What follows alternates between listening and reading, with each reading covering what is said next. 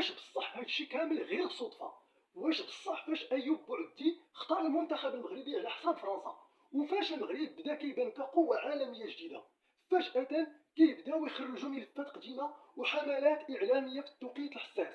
واش بصح هادشي كامل ما عنده حتى علاقة بالخوف من المنتخب المغربي، ولا كاين شي ناس ما عجبهمش الحال ملي شافوا المغرب كيطلع سلميا وكيقرب أكثر من التأهل إلى الدور الثاني من كأس العالم؟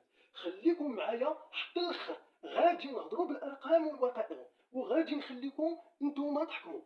من بعد فوز المنتخب المغربي على اسكتلندا، العالم كامل بدا كيهضر على الاداء الكبير ديال الاسود الاطلس.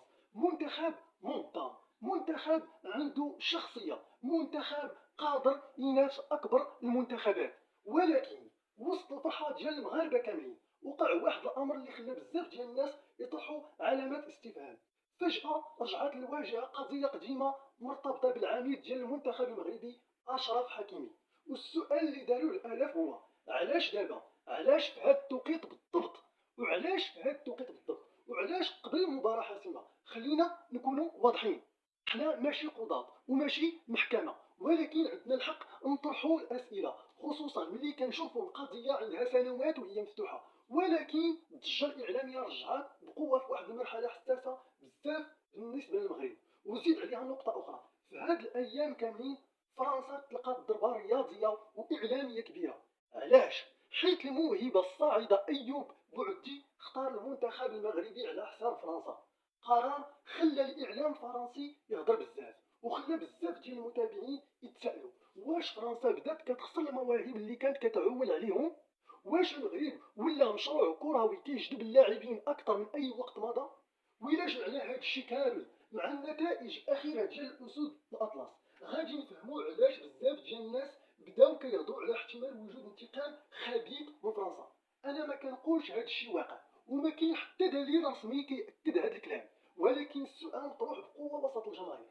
اللي مأكد هو أن المغرب ولا كيدير القلق للمنتخبات الكبيرة. واليوم ملي كتسمع محللين رياضيين أوروبيين كيهضروا على المغرب، ما بقاوش كيهضروا عليه كمنتخب مفاجأة، لا، كيهضروا عليه كمرشح، كيهضروا عليه كقوة حقيقية. وهذا الشيء هو اللي كيخلي البعض يهضر حتى على خوف المنتخب الفرنسي من المغرب. ماشي خوف من مباراة واحدة، ولكن خوف من مشروع كامل كيكبر عام بعد عام.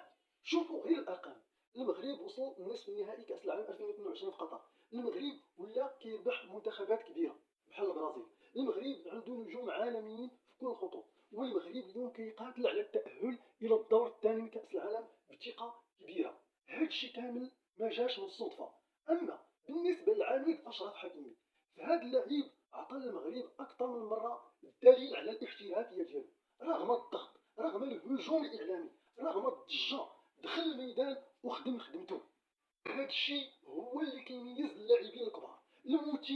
المثير اكثر هو ان بزاف ديال الناس كانوا كيتسناو يشوفوا تاثير هذه القضيه على الاداء ديالو، ولكن اللي وقع هو العكس. المغرب ربح والمجموعه بقات مركزه، والهدف الكبير باقي هو التأهل. واليوم السؤال اللي خاص كل مغربي يطرحوه على راسه هو: واش المغرب ولا فعلا كيزعج بعض الاطراف؟ واش النجاح ديال المنتخب المغربي بدا كيخلق التوتر عند المنافسين، ولا هادشي كامل غير تزامن الاحداث؟ اللي نعرفوه كاملين هو ان ترتيب المغرب عالميا واحترام المغرب دوليا ما جاوش من فراغ، جاو بالخدمه وبالاستقرار وبالنتائج.